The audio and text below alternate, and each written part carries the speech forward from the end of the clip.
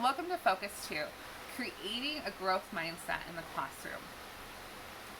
I somewhat feel that the term growth mindset has become one of those popular buzzwords in teaching and treated as the latest trend on Pinterest or the latest trend on Teachers Pay Teachers. But I've also found that sometimes we don't really understand what growth mindset is. So why are we going to do something if we don't really understand it? There's a quote I love by Mahatma Gandhi, and it says, "Watch your thoughts, they become your words. Watch your words, they become your behavior. Watch your behavior, it becomes your habit. Watch your habits, they become your values. Watch your values, they become your character. And watch your character because it becomes your destiny." See, the whole concept of that quote is everything we become and everything we do and are starts with our thoughts. Thoughts are powerful and have way more power than we give any credit to. Think about it. Think about the kid in your classroom who says, "I can't do this." They never really grow, do they? Then think about your classroom student who thinks, "Oh, this is hard, but I can do this. I can do hard things." Can you see the difference in your mind? Can you see the difference between those two students? And the difference really begins and comes with their thoughts.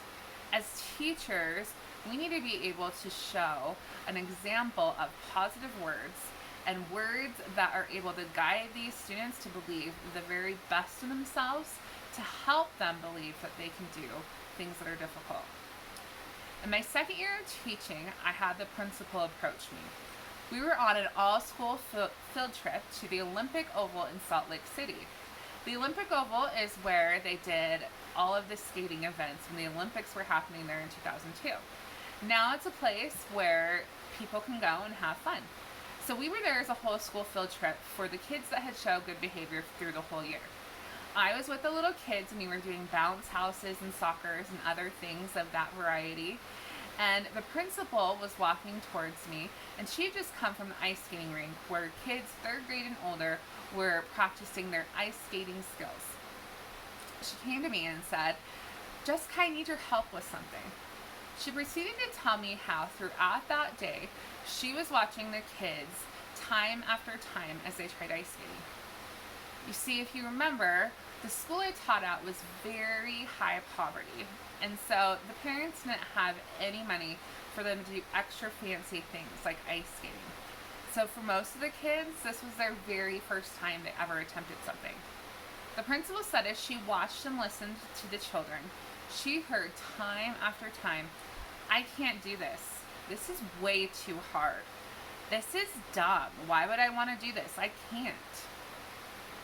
And she said she was shocked to hear them, before they even tried, have such negative thoughts about themselves. You see, a lot of kids come from families where they're taught that sometimes dreams are too big. And why believe in yourself? Because you're just setting yourself up for failure, because some things never change. You're either good at something or you're not good at something. And then she looked at me and said, "The reason I need your help, Jessica, is because your kids don't believe that." You see, in my classroom, I know and I cherish the value of positive thoughts and the value of teaching the kids to talk to themselves kindly and to uplift themselves and others. In my classroom, especially at that time, we had a daily chant that we would say together. We'd talk about how we could do hard things and never quit, and we could get through things. And we would talk about it all the time. I would recognize, look, this is hard for you, but you've done hard things before and you can do hard things again. And that they knew that they could be able to try, and it was okay to fail and make mistakes in my classroom, because we knew that through that we'd be able to learn and teach each other the correct way, and we'd be able to help each other out in the long run. And by golly, my kids lived the thoughts that they had. I got a text message a couple of months ago from a really good friend of mine. I taught both of her daughters, one in my first year of teaching and one in my third year of teaching. She said, Jessica, I have a story to tell you. We had just gotten home from parent-teacher conferences. My littlest daughter is now in 4th grade, and we were sitting there talking with the teacher. The teacher looked at my daughter and said, the thing I admire the most about you is you just keep trying. You never give up on anything, and you just keep going no matter what. And that little girl in 4th grade looked her straight in the eye and said, well, my 1st grade teacher, Miss Hansen, taught me that I can do hard things, and she told me to never ever quit, so I don't. You see, that little girl, it's become a part of her character to not give up. And it became because we as a class constantly and consistently talked about how we could do hard things and to not quit. In fact, I've become quite famous in the schools I teach in for saying that all the time. But I truly believe in the power of words. Think about phrases that have meant a lot to you in your life.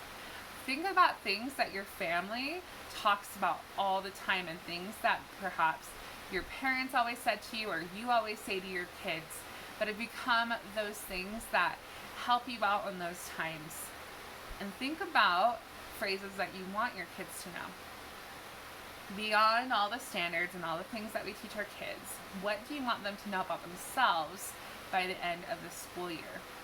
What do you want them to always remember as something you would say? Sometimes my kids will say, oh, Miss Hansen always says, quiet, shush. But what I really want them to remember is that I always taught them to believe in themselves, and I always taught them to have grit through any adversity.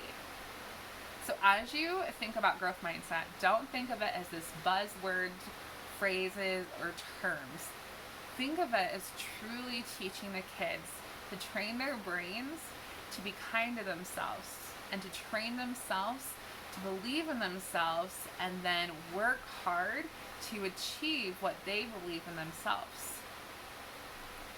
Words are so powerful, and the place where kids a lot of times are going to learn how to say kind words to themselves and learn to view themselves as individuals with wonderful potential, it's from us, our teachers. So what are you going to do to help assist your kids to become the person that you know they can become?